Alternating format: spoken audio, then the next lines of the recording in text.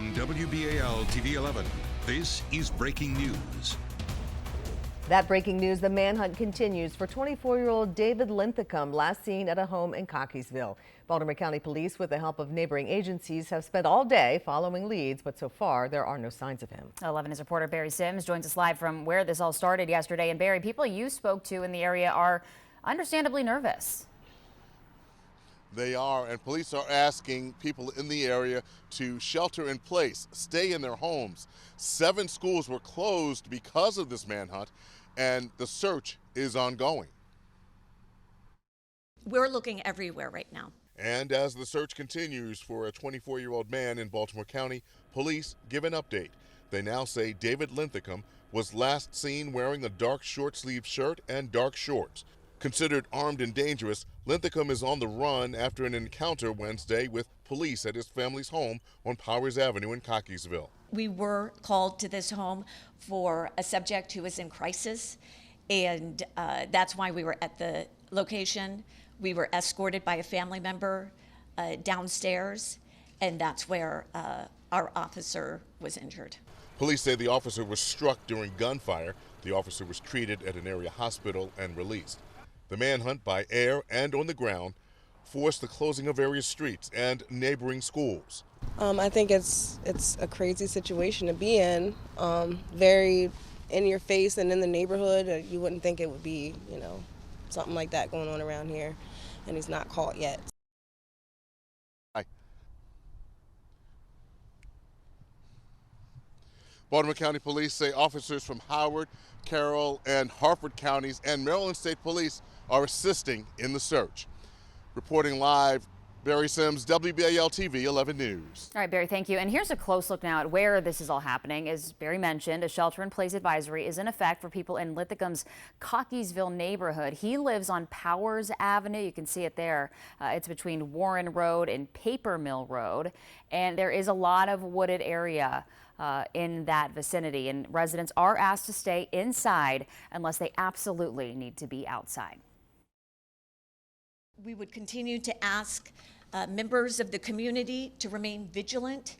If you see something suspicious, please report it to police. Police have not updated us on the specific search area today, but Sky Team 11 saw crews in the woods and near a church today. Captain Roy Taylor will give you a closer look. That's coming up at 4:30. And if you need to report something, you can call that number right there on your screen. It's 410-887-2222. The number 410-887-2222. If you see Linthicum, you should call 911 right away. That manhunt for several school closures today. They are Cockeysville Middle, Delaney High, Mays Chapel Elementary, Padonia International Elementary, Pot Spring Elementary, and Warren Elementary. Jacksonville Elementary operated under a lockout status with police presence. All after-school programs at those schools are also canceled. Our team coverage continues at 4:30 with Tim Tootin in reaction to those school closures. Right now, you can stay updated on this story on our app. We'll send any breaking news alerts right to your phone. Well, meanwhile, tonight, one person is dead and at least 5 others are hurt after a stolen car crashed into a vacant building in East Baltimore. Police say the situation all unfolded just before 9 last night when 2 cars hit a building at East North Avenue and Wolf Street, and it started to fall. 11 News reporter Katie Mazur joins us live from the scene now with an update. Kate? This happened actually at the intersection of East North Avenue and North Wolf Street. The scene is right behind us. You can see what remains of the building on the corner here. The rest of it was torn down this afternoon after most of it collapsed last night after 2 cars collided and then hit the building. Those 2 vehicles and the 5 people inside them were trapped under the rubble, according to authorities, and 1 pedestrian who was also trapped was killed. Police say 2 people inside a stolen car that fled from investigators crashed into an orange SUV up here on North Avenue, and all 5 people inside were hospitalized. Family members tell 11 News there were 3 women in that orange vehicle and that the women are going to make it. They are going to be okay. 2 of them were released from the hospital today. A third is undergoing surgery this afternoon for 2 broken ankles and a broken leg, among other injuries. Tonight, here at the scene, witnesses are still talking about the amazing rescue they saw by first responders. A double boom, boom, boom. I mean, the building was falling on top of the vehicles. It was a double crash. One car hit another and ran into the building. The woman over here told us it sounded like a bomb. It was, because most of the smoke was coming from the car as well as the debris falling from the building. So this block is covered with dirt now, and pretty much a lot of the officers couldn't see, because I couldn't see, but I was here. But they did their best. I like their fast work and their diligent work. One family member of one of the victims came up to us today and asked, "Did police do this?" She is among the folks in this neighborhood tonight who want to know if this was caused by a police chase.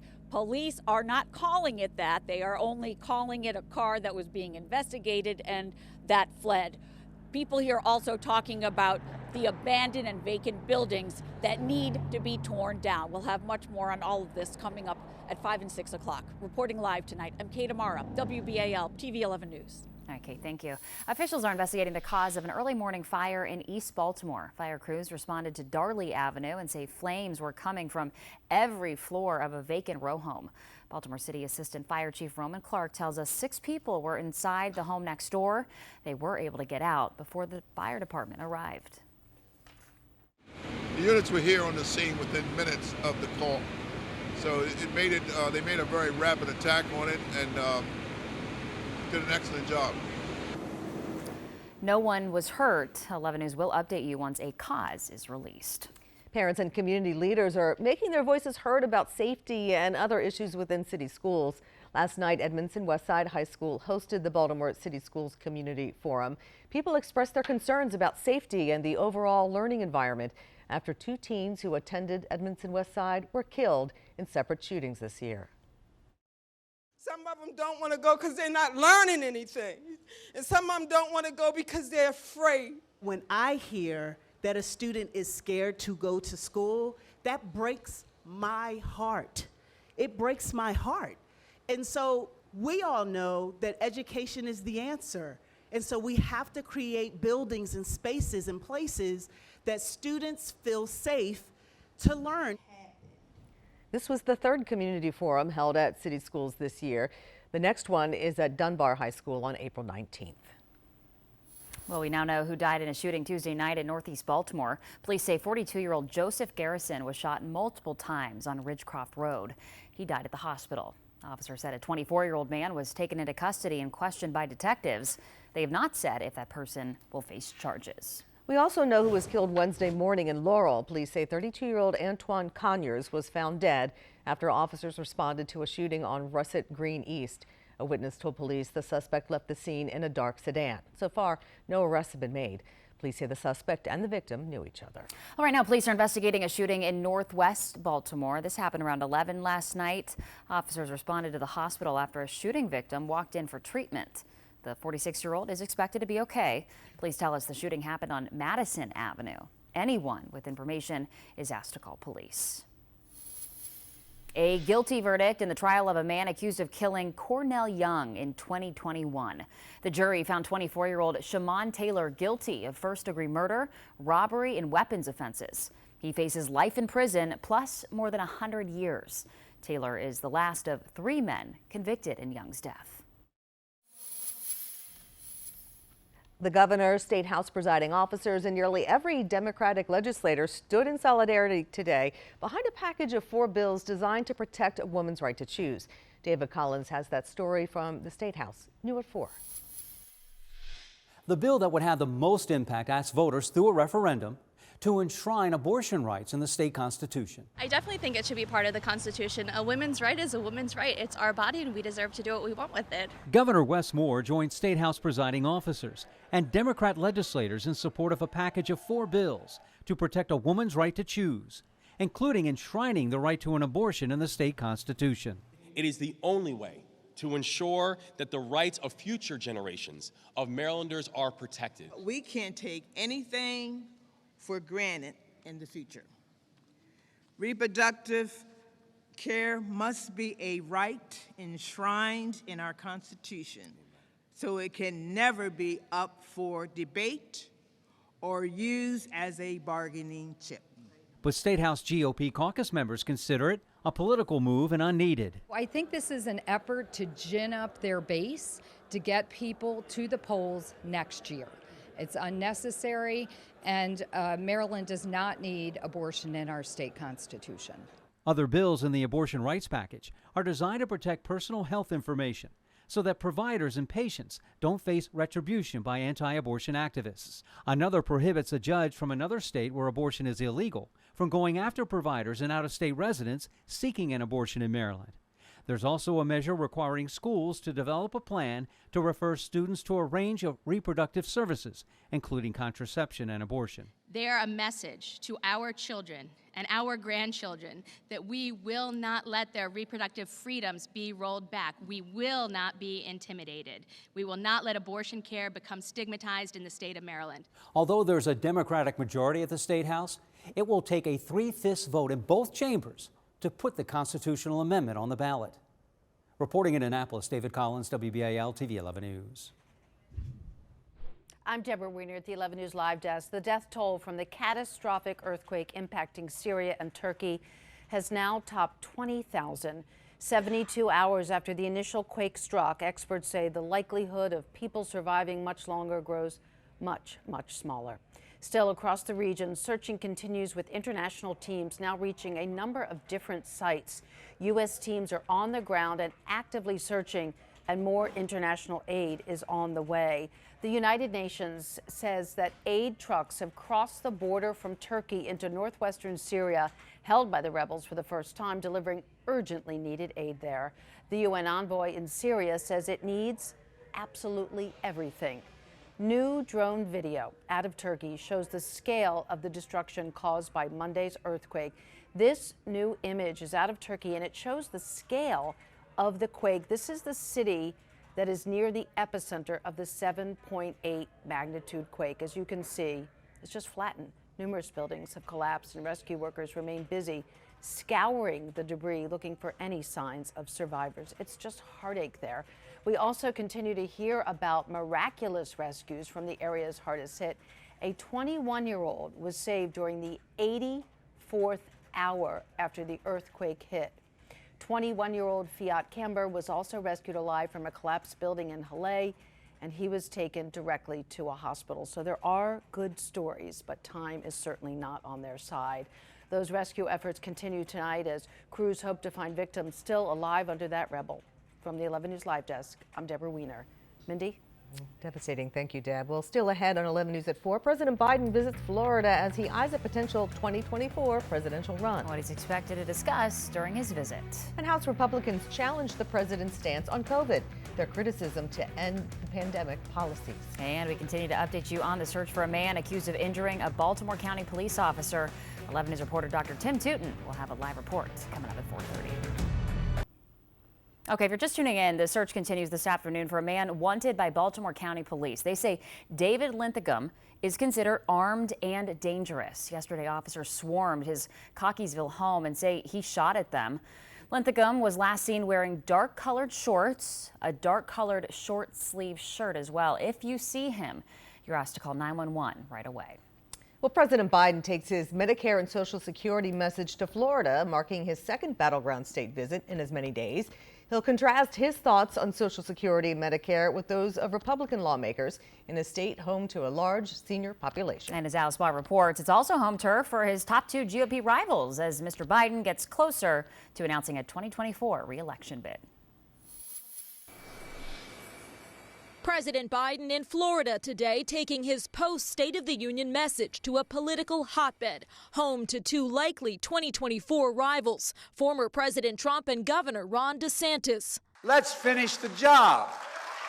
Hoping to put the Sunshine State back into play for Democrats, the president zeroing in on protecting Social Security and Medicare. They're more than government programs. They're a promise. It follows that memorable State of the Union exchange when Republicans heckled the president for calling out an idea floated by just a few GOP members to let the popular program sunset. Well, I'm glad to see you. Today, he brought the receipts, referencing a copy of Florida Senator Rick Scott's proposal to phase out all federal programs every 5 years unless Congress votes to renew them. If that's your dream, I'm your nightmare.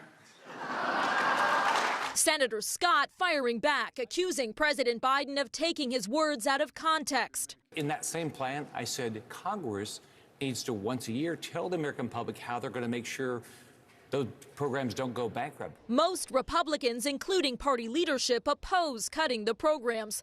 The party now grappling with who its top leader should be in the next presidential election. A new Monmouth University poll shows Trump and DeSantis neck and neck. While in an interview with PBS, President Biden teased his own plans to run again. That's my intention, I think, but I haven't made that decision firmly yet.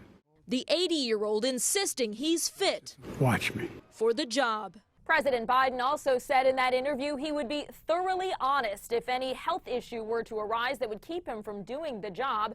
And as we await his announcement, worth noting, the president's annual physical is set for next week. In Washington, Alice Barr, WBAL TV 11 News.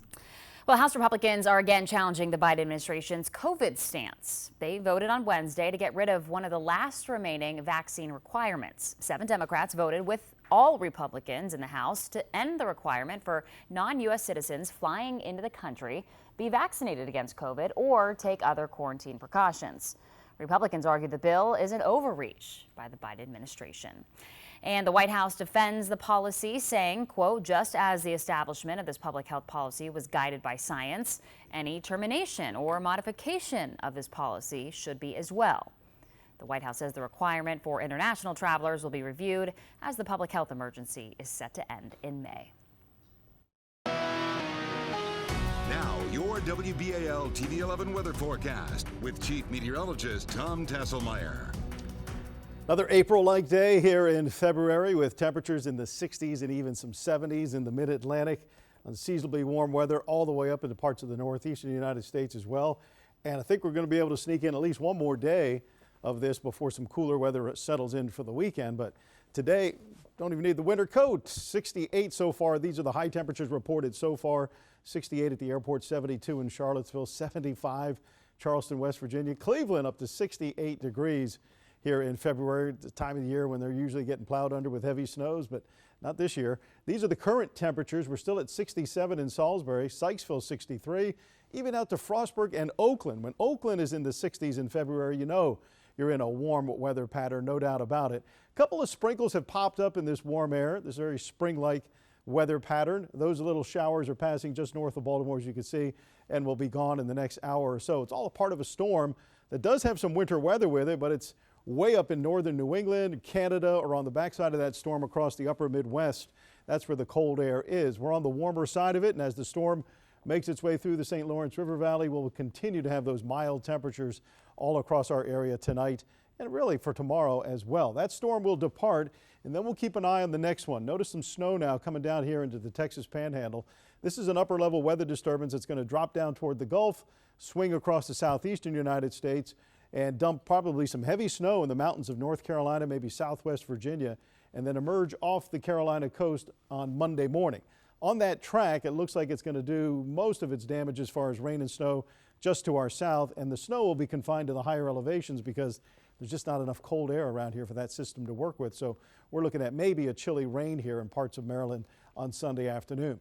For this night going into Friday morning, look at that warm air. Temperatures near 50 tomorrow morning, setting the stage for another mild afternoon, 55 to 60 in the afternoon. And as we work our way into the weekend, it does turn a little bit chillier, 40s for highs on Saturday, which is going to be closer to normal. And with that storm passing south of us, there'll be some snow in the mountains, chilly rain from Baltimore south to Ocean City, primarily Sunday afternoon and Sunday night. So the forecast for tonight, well, again, it feels like spring, 43 to 50 for the low tonight. with gradual clearing as we head toward morning. Highs tomorrow 55 to near 60 degrees with a mix of sun and clouds. It'll be a breezy day tomorrow. Northwest winds gusting over 25 miles an hour in the afternoon. So out and about on Friday, again, hardly need a winter coat for sure. Temperatures been a little bit chillier at McHenry at 37, but Westminster hits 54. South of Baltimore, we're likely to touch the 60-degree mark again, and about 59 over on the beach at Ocean City. 7-day forecast then, mild tomorrow, a little cooler on Saturday. That chance for rain south of Baltimore Sunday night, and then it clears out and starts to warm up again.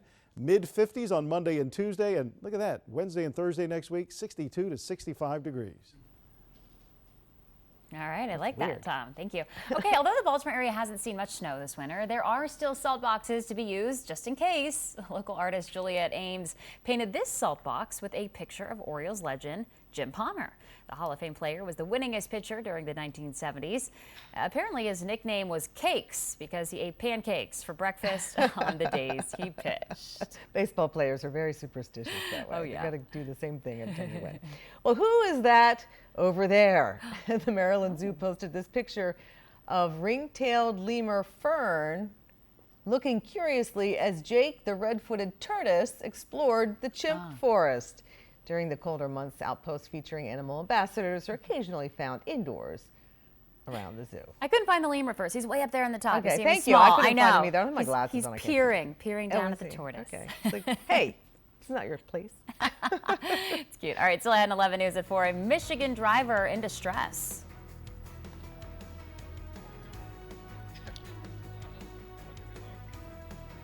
All right, the touching moment when deputies went above and beyond the call of duty to help him.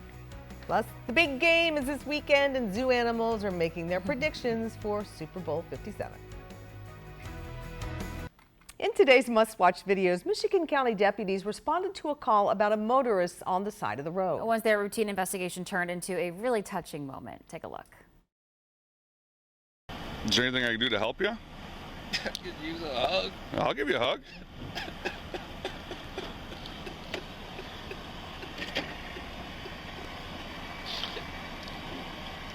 Seems like you got a lot going on, man. It's all right. Oh, the man told deputies he was going through some personal issues.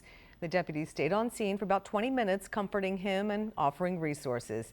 If you ever feel sad or need someone to talk to, you can call or text 988 to connect with a mental health professional. Well, as sports fans make their predictions for Super Bowl 57, the Topeka Zoo in Kansas has let their orangutans predict the winner. There was one box for each team in their exhibit, and as you can see, Mama Rudy chose the hometown team to win. They're pretty darn good, but we may have a little bit of bias here at the Topeka Zoo. We may put the Kansas City Chiefs box a little closer to when they come out, so but we'll see. Okay, that's cheating. That is. In terms of accuracy, the last time the Chiefs were in the Super Bowl, the orangutans picked the Tampa Bay Buccaneers, and they were right.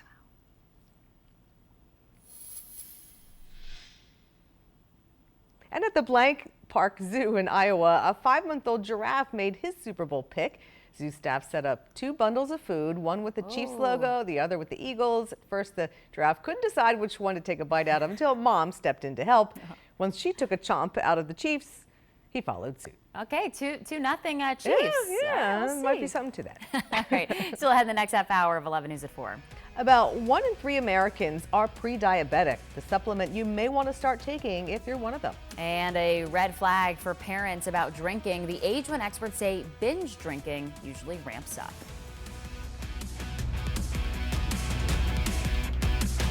From WBAL TV 11, this is breaking news. And we continue to update you on that breaking news in Baltimore County as police continue to search for a man accused of shooting at officers Wednesday in Cockeysville. Sky Team 11 and Captain Roy Taylor have been following the story all day. Roy, tell us about what you have seen so far. Well, right now, this just gives you a taste of the amount of law enforcement personnel that are involved in the search for this individual between marked units and helicopters. We have video that we can show you about earlier this morning when the county police was receiving calls of possible sightings. Now, they had helicopters up here, they were searching wooded area, they were searching churches, they were searching abandoned homes, they were any source of information that they've received from the citizens of Baltimore County, they responded to when they would respond to enforce. They had units from other surrounding jurisdictions, their tactical units, assisting the Baltimore County Police with this operation here.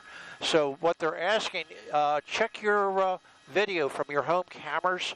If you check them out to see if you see anything suspicious on that, notify police and give them a heads up, because those home security cameras are worth their weight in gold.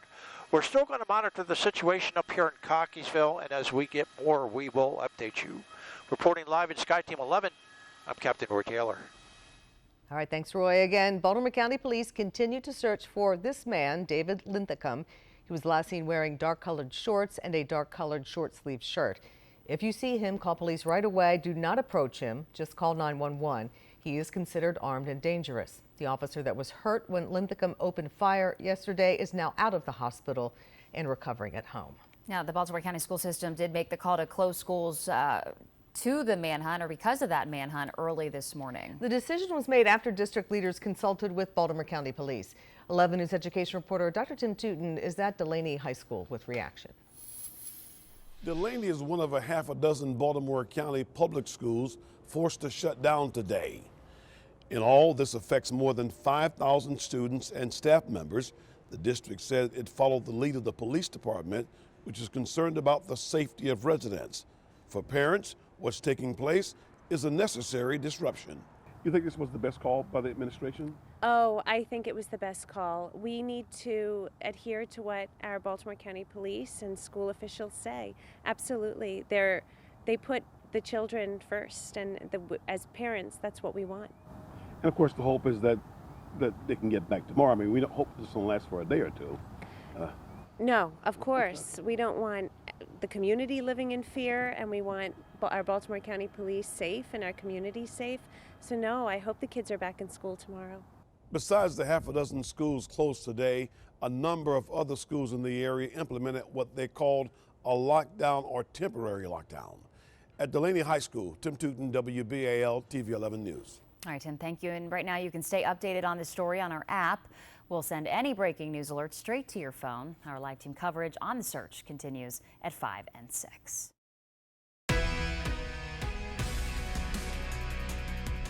Hi, everyone. I'm Jason Newton. Here's a look at some of the other stories we're following for you right now. President Biden has said that he hasn't decided if he'll travel to Poland to mark the anniversary of Russia's invasion of Ukraine. Sources familiar with the planning say the president is expected to visit Poland near the end of the month, but the president says that's not final yet. He's continuing his post-State of the Union road trip today, making a stop in Tampa. The president delivered remarks on Social Security and Medicare.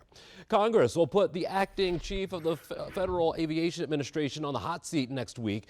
Billy Nolan is slated to testify before the Senate Commerce Committee on February the 15th. Senators want the agency to address the computer outage that impacted flights nationwide last month. A Southwest Airlines executive is also set to testify to that same committee about the airline's Christmas travel meltdown. Mortgage rates are on the rise again. The average 30-year mortgage rate jumped to 6.12% for the week. While that's only up 0.03% from the previous week, it marks a reversal of the downward trend in the previous 4 weeks. Rates went down because several economic indicators showed inflation may have peaked. At this time last year, the average 30-year mortgage rate was 3.69%. Mindy. In today's health headlines, prediabetes is very common. About 1 in 3 Americans are pre-diabetic. If you're one of them, you might want to start taking a vitamin D supplement.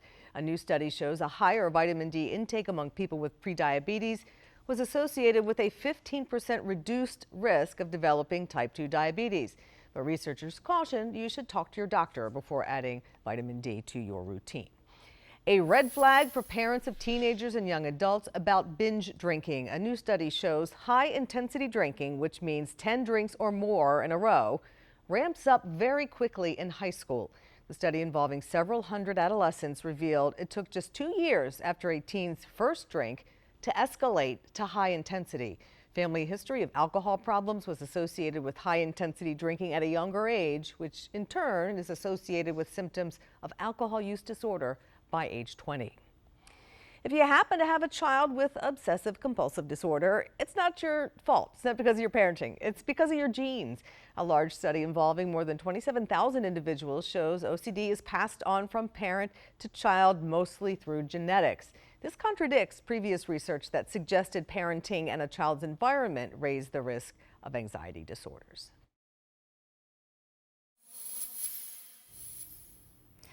Coming up tonight at 5, a Peace of Mind report about addiction, profiled in a new book about a Baltimore County man who a number of people are shocked is alive today. His name is Bruce White, and he's described in the book as a once notorious gun-crazed junkie and career criminal.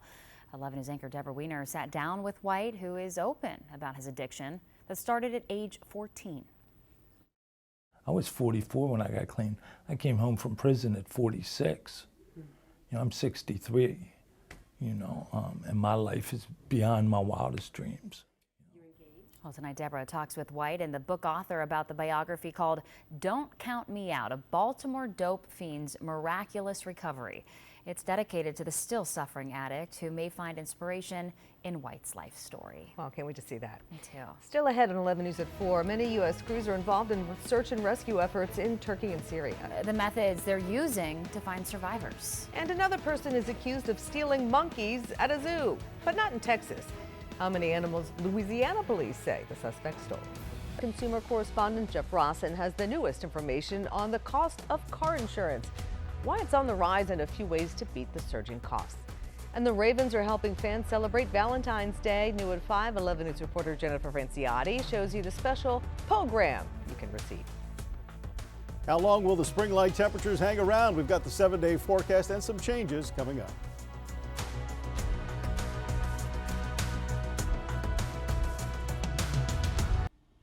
The search continues right now for a man Baltimore County police believe is armed and dangerous. This man, David Linthicum, was last seen wearing dark-colored shorts and a dark-colored short-sleeved shirt. If you see him, call police right away. Don't approach him, just call 911.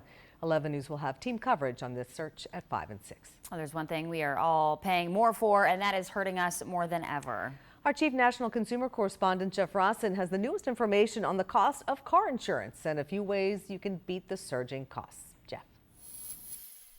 Hi, yeah, maybe you've noticed our premiums are sky high right now. According to the newest study from Bankrate, the average cost of full coverage auto insurance has hit $2,014 a year nationally. That's up nearly 14% from last year. Where'd they rise most? Orlando, up nearly 23% to $3,078. Why? One of the reasons, the chip shortage we went through. Cars cost more, so they cost more to insure. So how can you reduce your car insurance premium? Yeah, Jeff got to the point. Look for discounts. Auto insurance providers often throw out offers like if you take a defensive driving course online or improve your credit score.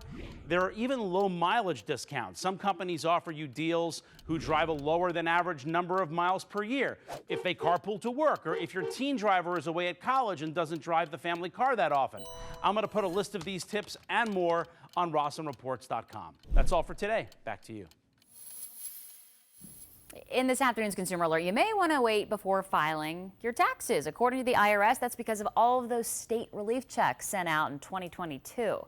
Last year, a total of 18 states handed out some sort of rebate, and the IRS is not quite sure how to tax those on the federal level. Though the checks likely won't be taxed at the state level, they may be subject to income tax at the federal level. But what should you do if you already filed and received one of those checks? The standard way to approach this is an amended return, but don't do it yet because you want to wait to know what the IRS tells you to do. You don't want to do this 3 times.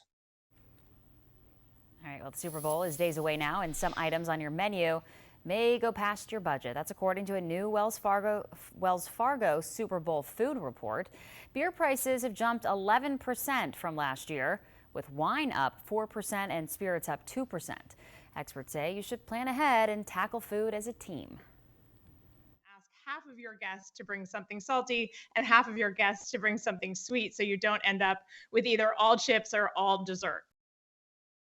Experts also say to skip pre-made trays because you can make them yourself for a whole lot less. Well, it's been more than 3 years since Elon Musk unveiled the design of Tesla's newest passenger vehicle, a futuristic electric pickup called the Cybertruck.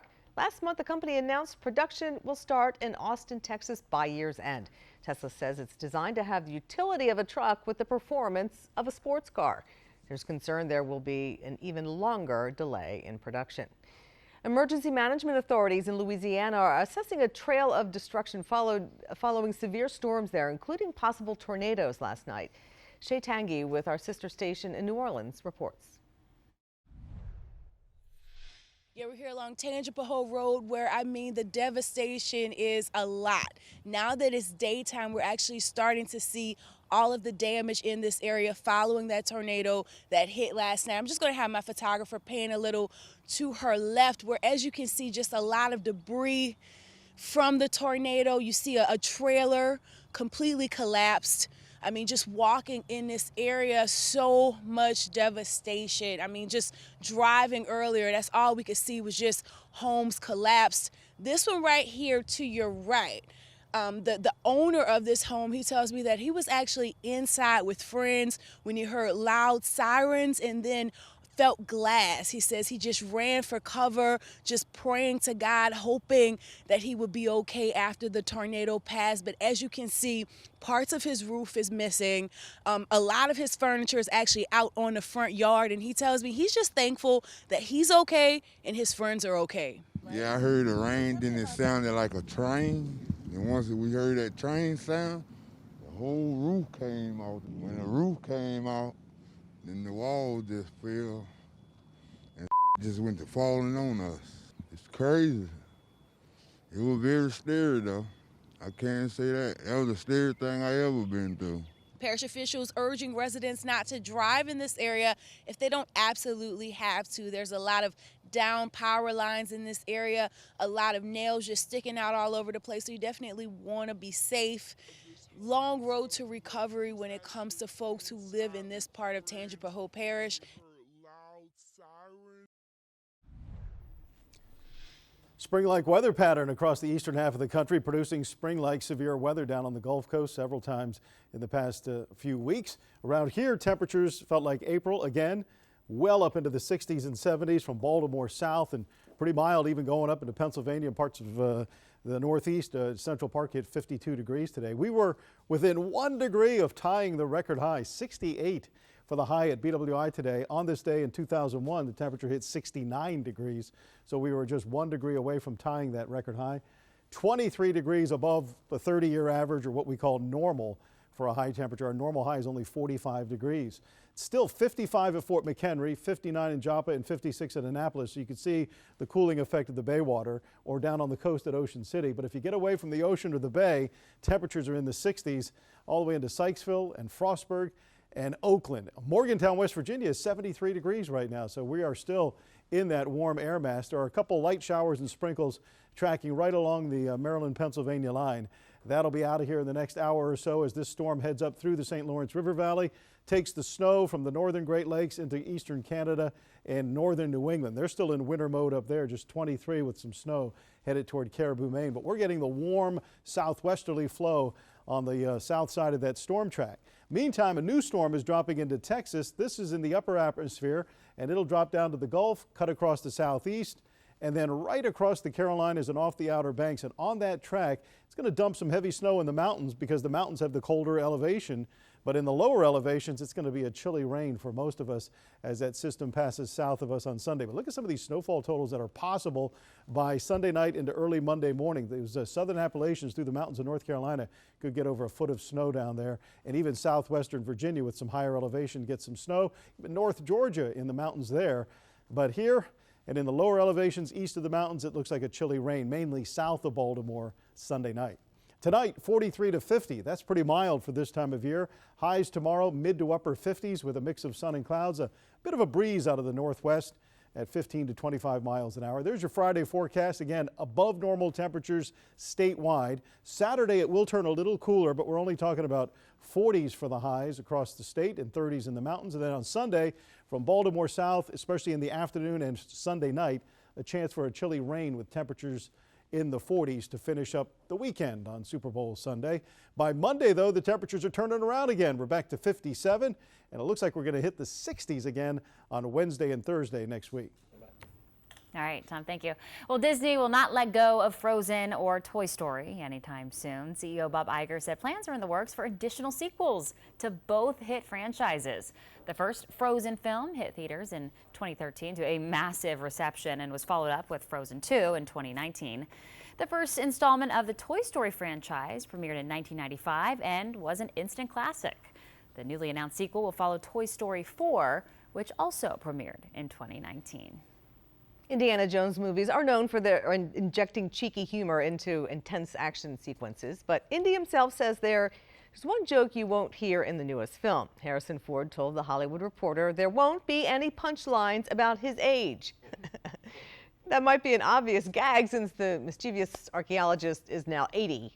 But Ford said it's more fun to create behaviors that make fun of his advanced age than to talk about it.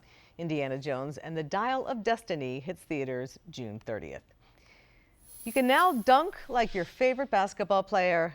Dunkin' Oreo, that is. The company created 12 packs of its cookies with NBA logos just in time for All-Star Game weekend. The cookies will be sold online for about $40. Oreo and the NBA last teamed up in 2021 when they released limited NBA Dynasty Oreos featuring the Bulls, the Celtics, the Heat, Lakers, Spurs, and Warriors. They're beautiful. Very pretty. Very Yeah. colorful. All right, still ahead in 11 News at 4. We're only a few days away from the Super Bowl, and the celebration's already happening in Glendale, Arizona, ahead of the big game.